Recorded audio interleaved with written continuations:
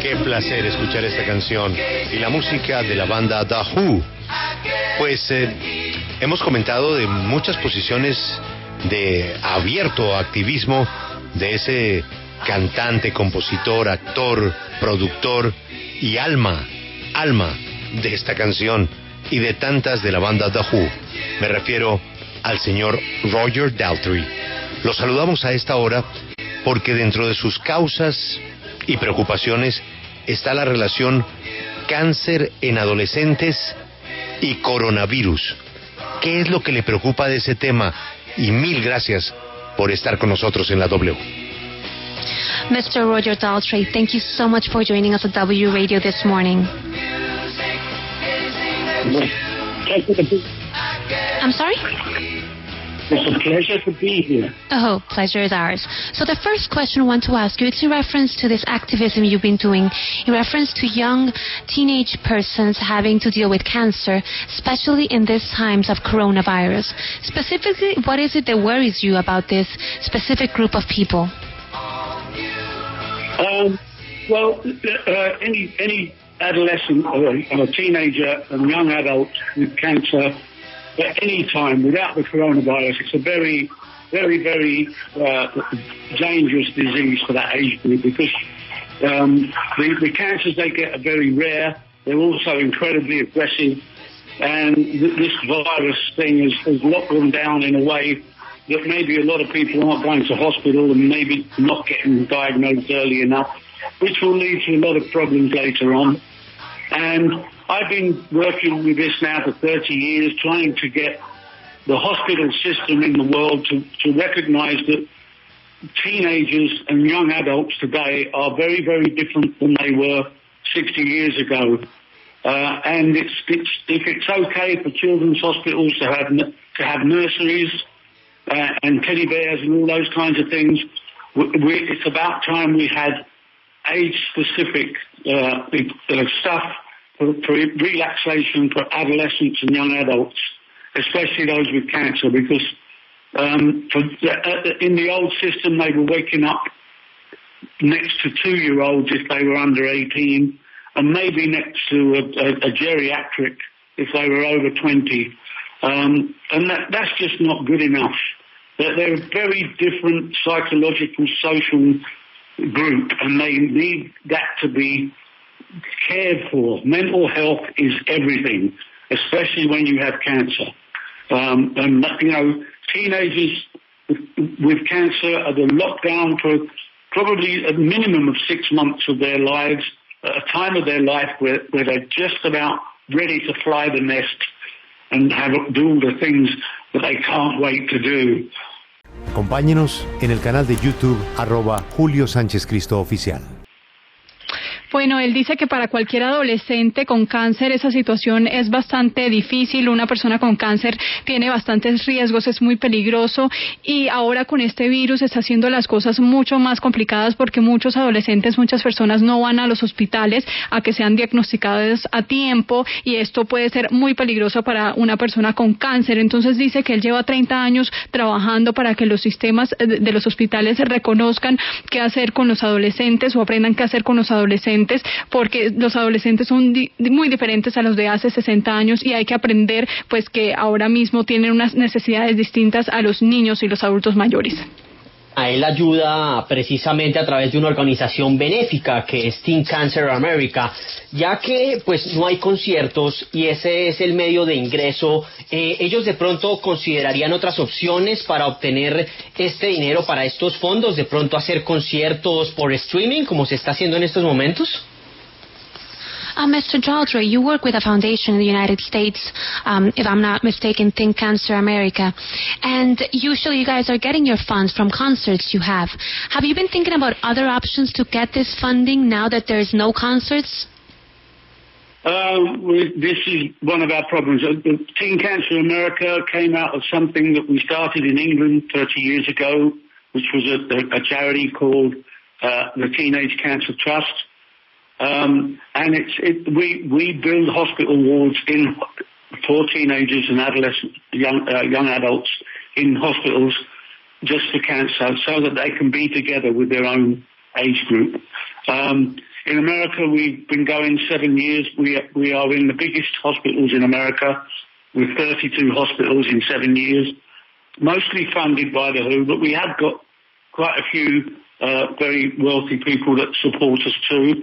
We could always do a lot more, but it's something that's international now. Australia has a thing called Canteen, which has copied what we do.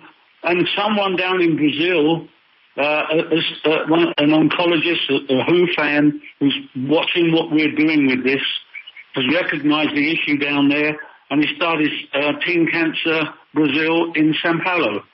So that's really encouraging.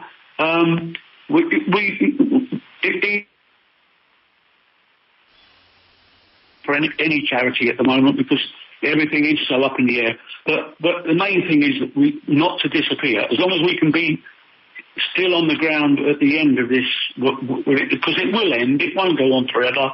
We've had worse in our lives, and we will get through this. This will end. As long as we're there, I'll be happy.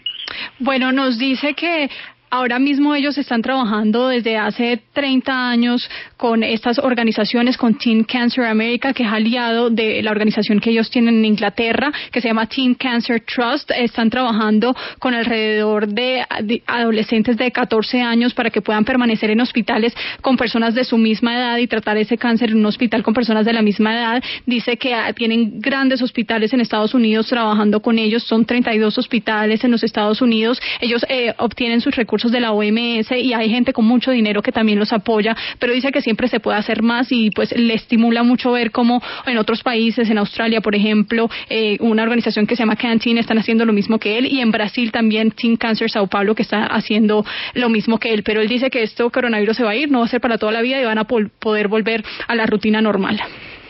Uy, no, le parece muy gracioso lo que dice el presidente de los Estados Unidos, Donald Trump. Dice que ojalá pierda estas elecciones, dice que es demasiado gracioso lo que dice.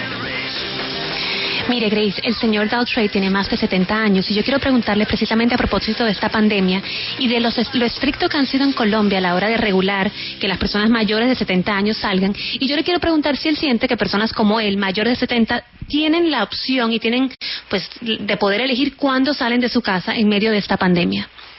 So, Mr. Daltrey, I'm going to ask you a question. It's a bit about your age and something that is happening in Colombia, where many of our listeners are. Over there, regulation has been very strict with people that are older 70, in terms of when they can leave the house in all of this quarantine. Do you feel people that are older, like yourself, should have the right to decide when they leave the house in this pandemic, just like anybody else? Well, yes, I do, actually. Obviously, if you've got other conditions that put you in the firing line, when you look at the actual numbers of healthy over 70-year-olds dying of this virus, the numbers aren't high. But obviously for people with other illnesses, it is. And I just wish all these governments would give older people a bit of credibility for having more common sense and can take care of themselves. But equally, I don't know. It seems to me at the moment, whatever any government around the world is doing, it's going to be wrong. There doesn't seem to be a right way of dealing with this one. But equally, the signs are very good that we will get to deal with it in a way. We might have to live with it for a long time, but we'll learn how to handle it. And we'll learn how to survive it. And that's improving all the time. And I'm very optimistic that by the spring we'll be getting back to, well, hopefully on the road back to normal. Bueno, él dice que sí le deben dar mayor credibilidad y sentido común a las personas mayores. Dice que las personas por arriba de 70 saben cuidarse de sí mismo y él no cree que esta sea la manera adecuada de manejar la pandemia. Dice que vamos a vivir con esto por mucho tiempo. Él es un poco optimista con respecto a esto. Él cree que en otoño ya van a estar pues fuera de esta situación, o ya vamos a estar fuera de esta situación y pueden estar en las calles. Ana, ahora me gustaría preguntarle con respecto a la fama, porque él hace unas semanas hablaba que esto tuvo ciertas consecuencias en su vida, curiosamente. Quisiera que nos dijera qué fue lo que le pasó y qué es lo que piensa con respecto a la fama que él obtuvo con The Who, siendo este gran vocalista e ícono del rock. So, Mr. Daltrey, now indulging a little bit more about your career and things you've said in the past. A few weeks ago, if we're not mistaken, you mentioned what fame had done for you in your life and how you had to deal with different consequences because of all the fame you attained with The Who. Can you specifically tell us what were those consequences fame brought towards you? Oh, that's a very hard question to answer. I mean, I've been so fortunate to have a life where I followed my dream, and my dream turned out to be okay. But it's not been. It's been a bumpy road. The Who was not an easy band to be in. I was in a band with 3 other addicts. They were both John Entwistle and Keith Moon were alcoholics and drug addicts. Pete, at the time when he was younger, was alcoholic and a drug addict. And I was the one that kind of had to keep it together and was boringly straight. But someone had to be, which made it a very tough job at times. So I must admit that my main joy in life, apart from my family, is when I'm singing on stage. I'm never more whole as a human being as when I'm singing. I don't know where I go when I'm doing that. It's almost out of this world. It's strange. It's in the ether once I start to sing. I'm not here anymore. I kind of turn into something else. I don't know what. Él dice que está bastante afortunado, se siente afortunado de la vida que le ha tocado por poder perseguir sus sueños. Dice que sus sueños están muy bien, pero sí ha tenido ciertos altibajos porque la banda de Who no ha sido fácil. Dice que trabajar con adictos dentro de la banda, con el baterista, con el guitarrista, ha sido muy difícil manejar el tema del alcohol y las drogas.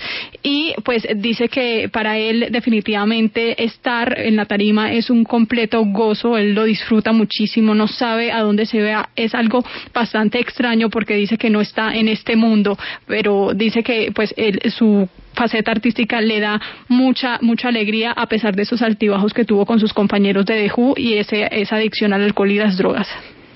Acompáñenos en el canal de YouTube @Julio Sánchez Cristo Oficial. Dice que lo aprecia, que no lo va a hacer de nuevo, pero pues sí le causa mucha gracia esto porque él dice que la música de The Who no engancha a todo el mundo, no es como el pop que le gusta a todo el mundo. La música de The Who es como tomar un tequila muy fino, como tomar un whisky muy fino, un vino muy fino. Es un rock bastante pesado. Esa es la música de The Who y pues le llama la atención porque no es una música que enganche a todo el mundo. Yo quiero que le preguntemos si él se acuerda de su presentación en Cali en el año 1992, cuando a él lo invitó, creo que Chucho Merchán en su momento, a participar en lo que se consideraba un concierto histórico en su momento, porque estaba David Gilmour, estuvo él, estuvo Phil Manzanera, pero parece que el concierto no salió nada bien. ¿Él se acuerda de esa visita a Cali en el 92? Pero Juan Pablo, un detalle, que el señor antes de responder la última pregunta dice que la pregunta de Julio es una de las mejores preguntas que le han hecho en su vida, así que ese mérito hay que dárselo al director de este programa. Ahora sí vamos con su pregunta. Mr. Daltrey, we would want to go back in your memory. Back to 1992, there was a concert in Cali, Colombia. We believe you were invited by a gentleman called Chucho Merchán. It was a historic concert because it was not only you, it was also David Gilmour there, Phil Manzanera, but it seems like the concert was not that good after all. Do you remember that experience of Cali, Colombia in 1992? It's an experience I will never will forget. It was wonderful. It was wonderful.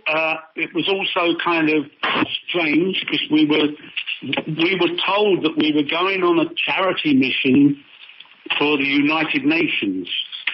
To do this charity event, and of course we all said yes, we'll go, and all the tickets were provided. We turned up in Cali, and everybody was very gracious.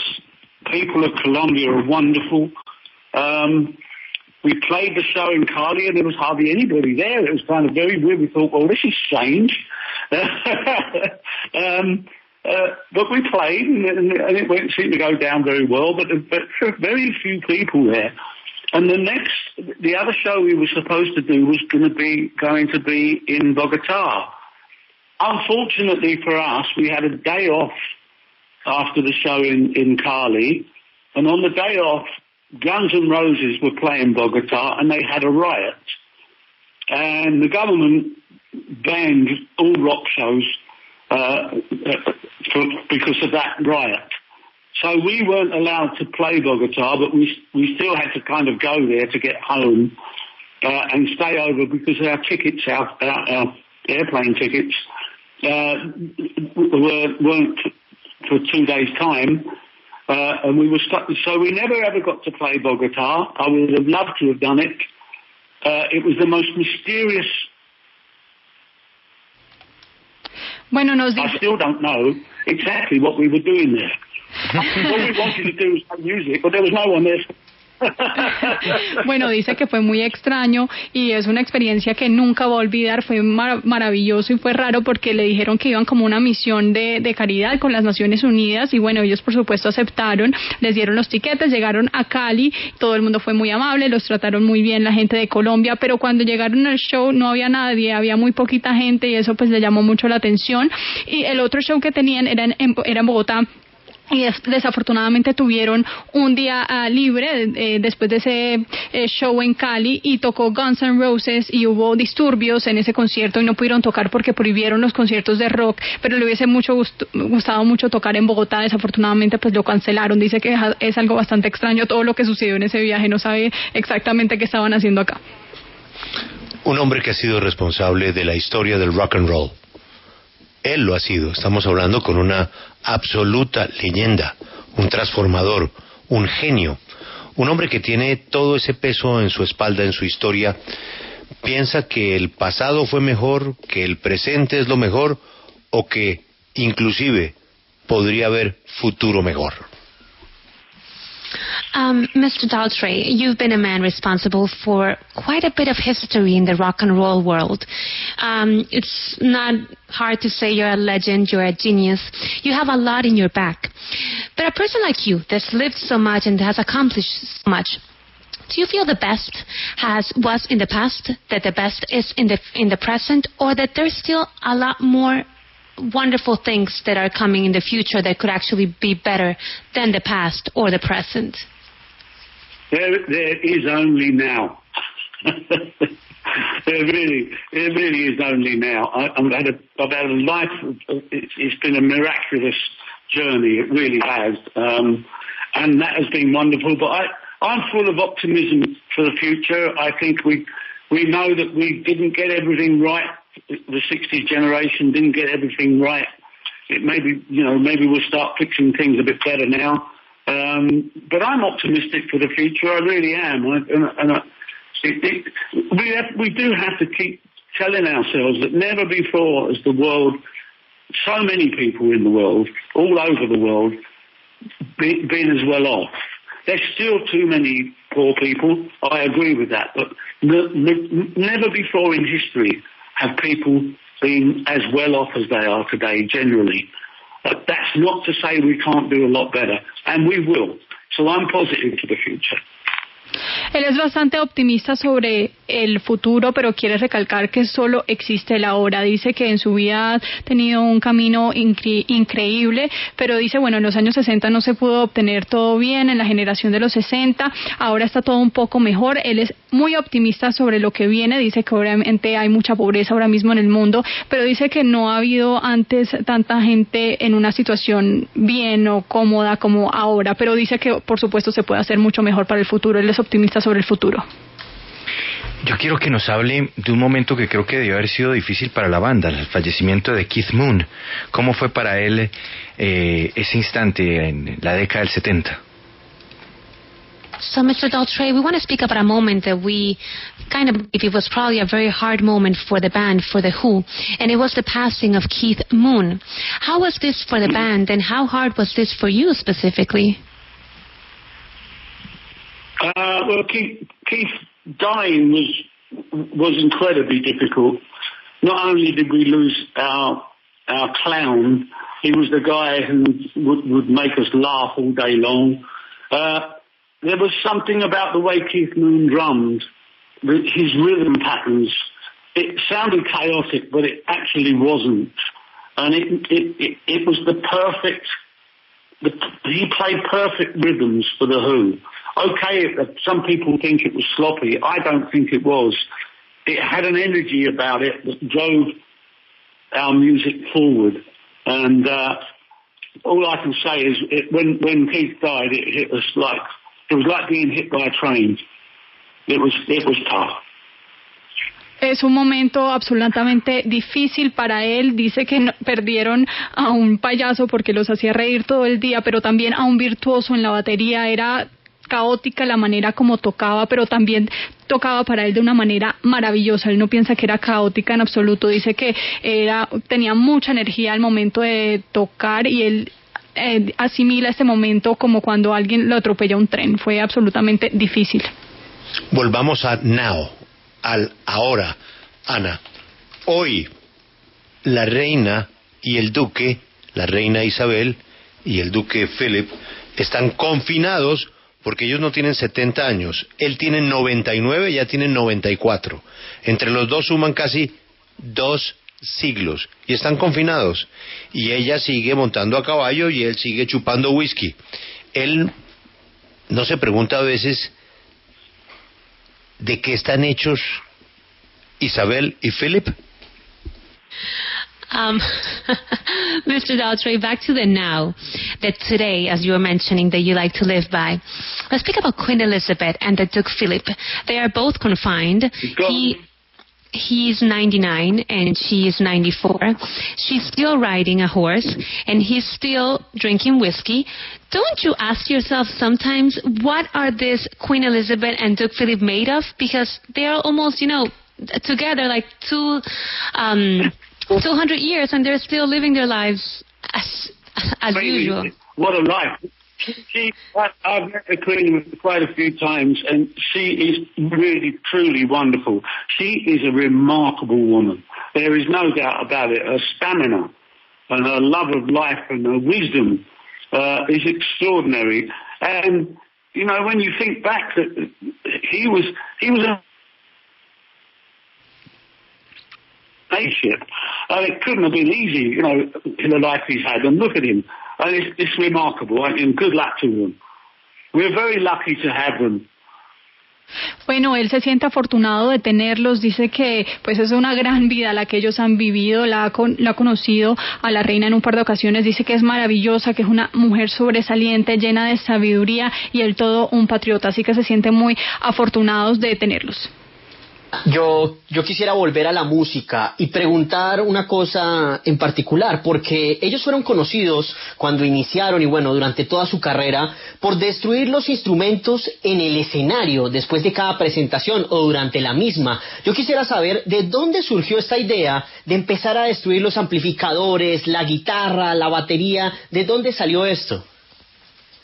Mr. Daltrey, at one point during the Who's extensive career, you guys were known for destroying the instruments on top of the scenario, on top of in the middle of the show. We're wondering, where did this idea come from, of you guys destroying the guitars, the amplifiers? Where did this come from? The idea was basically, it came from what Pete Townshead was studying at art school. And they were studying a thing called auto-destructive art, which was pioneered by a guy called Gustav Metzger.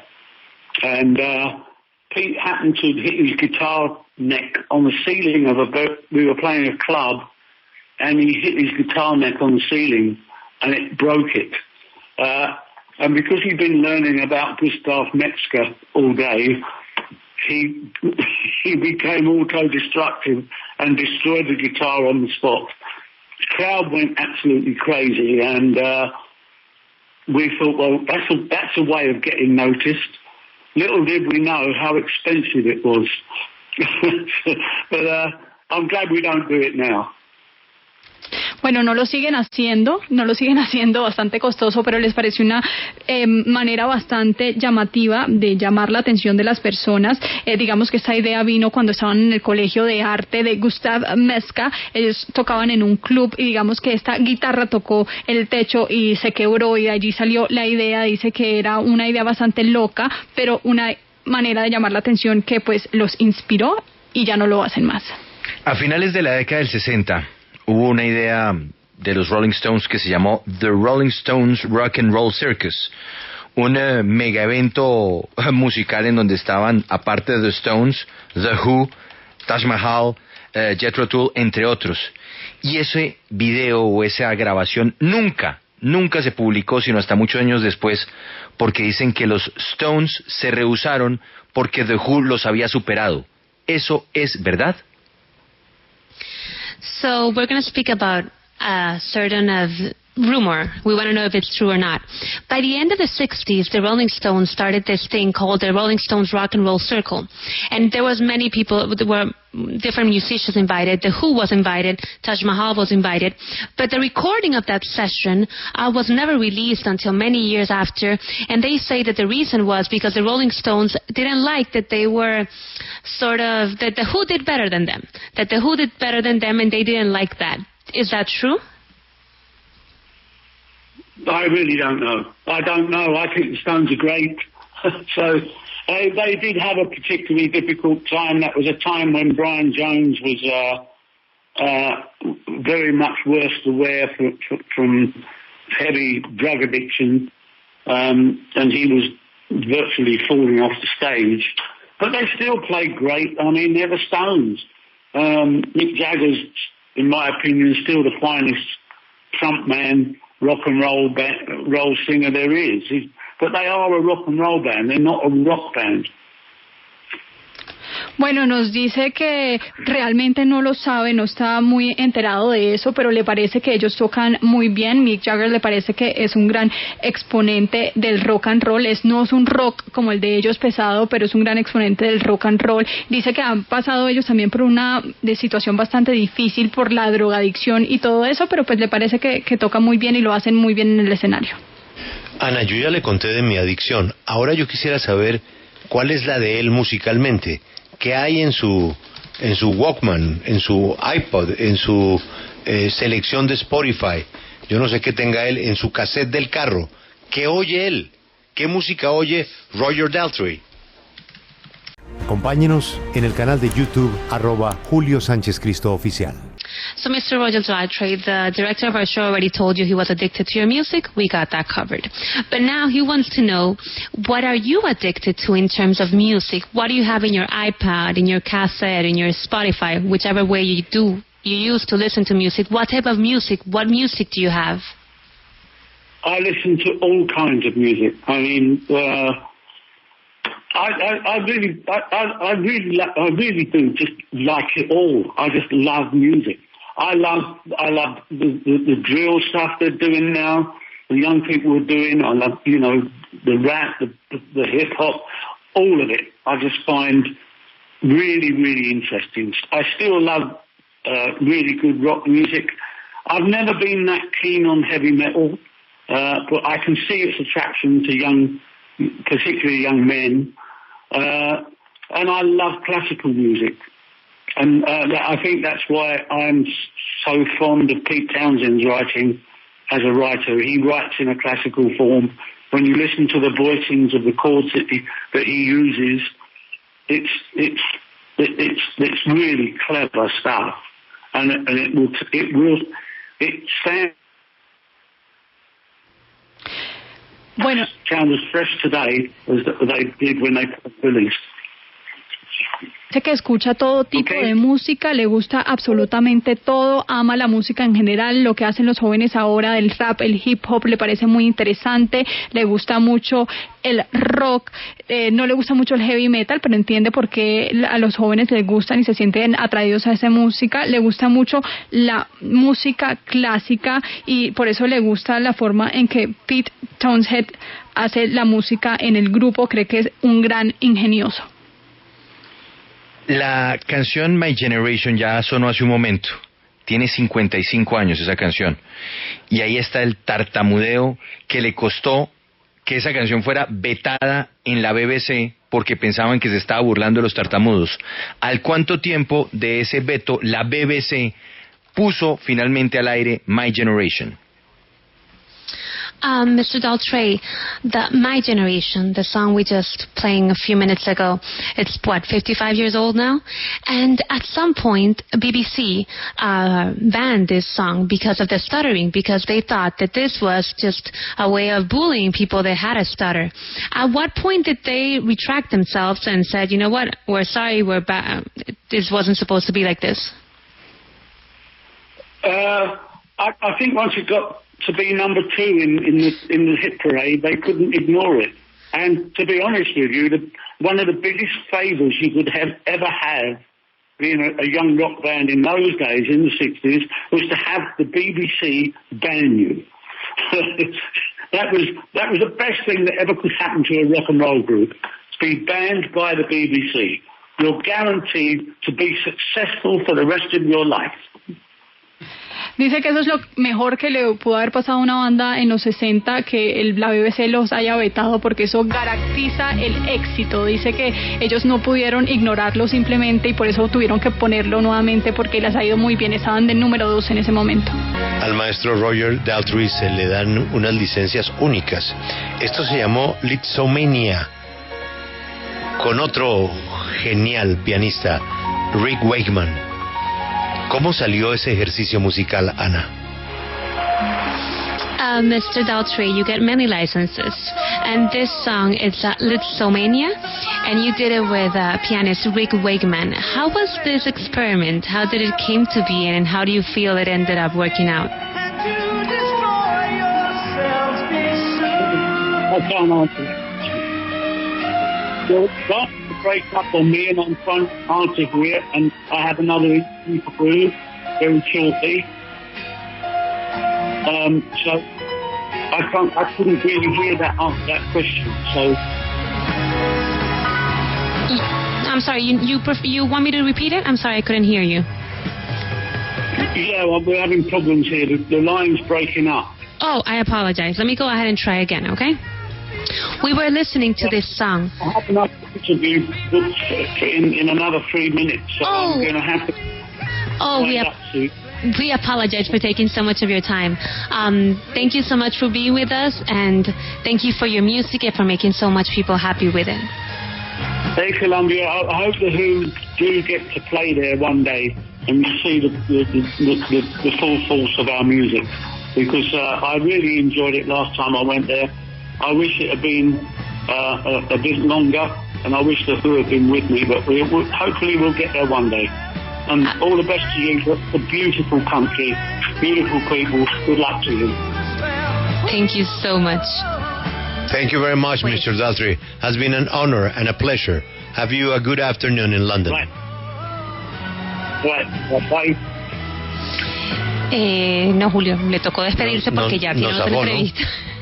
Sí, pero es que Julio, usted tiene casi una hora con el señor. ¿Cuánto tiempo llevamos hablando con el señor Daltrey? 8 minutos. No, exacto. Muy generoso. No, más de 40 minutos. Qué abuso, de verdad. Exacto. Muy generoso y muy querido. Tiene ya 40. Muy querido. No, pero además dijo que quiere volver a Colombia, que quiere volver con The Who, que le parece que es un país maravilloso, que se divirtió muchísimo cuando fue y que quiere poder volver a ese maravilloso país. Así que usted no le tuvo que preguntar, Julio, que cuándo iban a Colombia. Él se lo respondió, que van pronto para Colombia, que es el deseo que él tiene.